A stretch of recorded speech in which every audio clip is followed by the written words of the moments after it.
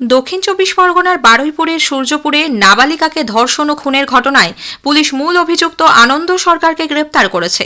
এই নিয়ে এই ঘটনায় ধৃতের সংখ্যা বেড়ে হল ৩। আগেই প্রভাস মণ্ডল ও দিবাকর সর্দার নামে দুজনকে ধরা হয়। শান্তি বজায় রাখতে বারুইপুর, নরেন্দ্রপুর এবং সোনারপুর থানা এলাকায় জারি করা হয়েছে ভারতীয় ন্যায় সংহিতার ১৬৩ ধারা। ঘটনাস্থলে মোতায়েন রয়েছে বিশাল পুলিশ বাহিনী।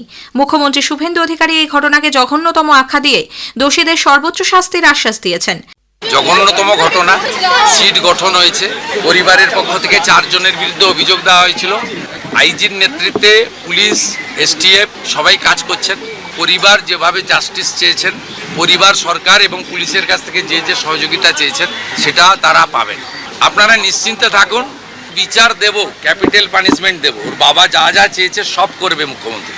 তিনি আগামীকাল বারুইপুর গিয়ে নির্যাতিতার পরিবারের সঙ্গে দেখা করবেন বলে সূত্রের খবর।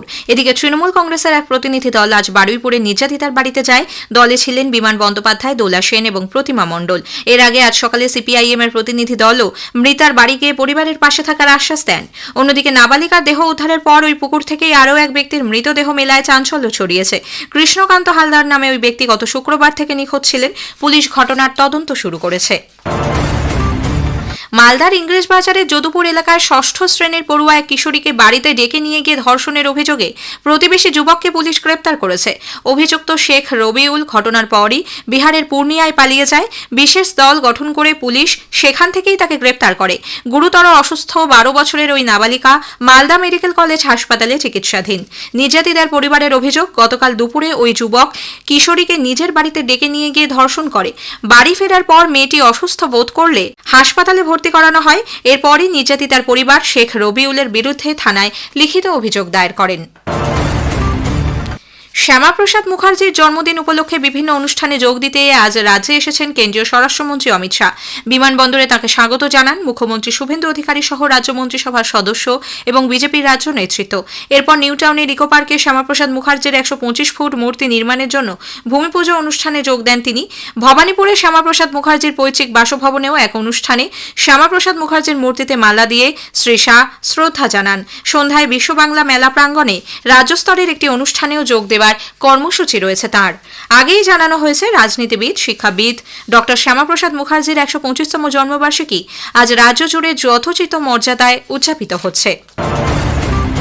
পশ্চিমবঙ্গের 3টি রাজ্যসভা আসনে উপনির্বাচনের নির্ঘণ্ট ঘোষণা করেছে নির্বাচন কমিশন। আজ এক বিজ্ঞপ্তিতে জানানো হয়েছে আগামী 24শে জুলাই ওই 3টি আসনে উপনির্বাচন হবে। বিধানসভা ভোটে তৃণমূল কংগ্রেসের পরাজয়ের পর দলের ভাঙন ক্রমশ স্পষ্ট হয়েছে। বিধানসভায় পরিষদীয় এবং লোকসভায় সংসদীয় দল ভেঙেছে। রাজ্যসভায় তৃণমূল কংগ্রেসের 3 সাংসদ সুখেন্দু শেখর রায়, সুস্মিতা দেব এবং প্রকাশ চিক বড়াইক ইস্তফা দিয়েছেন।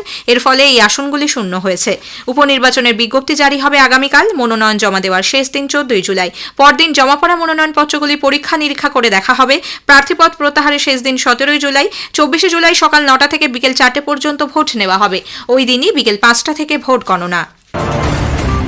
প্রধানমন্ত্রী নরেন্দ্র মোদী 3 দিনের সফরের প্রথম পর্যায়ে আজ ইন্দোনেশিয়ার জাকার্তায় পৌঁছেছেন। বিমানবন্দরে তাঁকে স্বাগত জানান ইন্দোনেশিয়ার প্রেসিডেন্ট প্রাবোও সুবিয়ান্তো। সেদেশে বসবাসকারী ভারতীয়দের পক্ষ থেকেও প্রধানমন্ত্রীকে অভ্যর্থনা জানানো হয়। সফরকালে শ্রী মোদী সেদেশের রাষ্ট্রপতির সঙ্গে দ্বিপাক্ষিক বৈঠকে মিলিত হবেন। দুদেশের মধ্যে সুসংহত কৌশলগত অংশীদারিত্বের বিভিন্ন পর্যালোচনা করবেন তারা। সফরের দ্বিতীয় পর্যায়ে প্রধানমন্ত্রী 8 তারিখ অস্ট্রেলিয়া যাবেন। মেলবোর্নে অস্ট্রেলিয়ার প্রধানমন্ত্রী অ্যান্থনি অ্যালবানিজের সঙ্গে তৃতীয় ভারত অস্ট্রেলিয়া বার্ষিক শীর্ষ সম্মেলনে অংশ নেবেন তিনি। শ্রী মোদী সফরের তৃতীয় তথা শেষ পর্যায়ে 10ই জুলাই যাবেন নিউজিল্যান্ডে।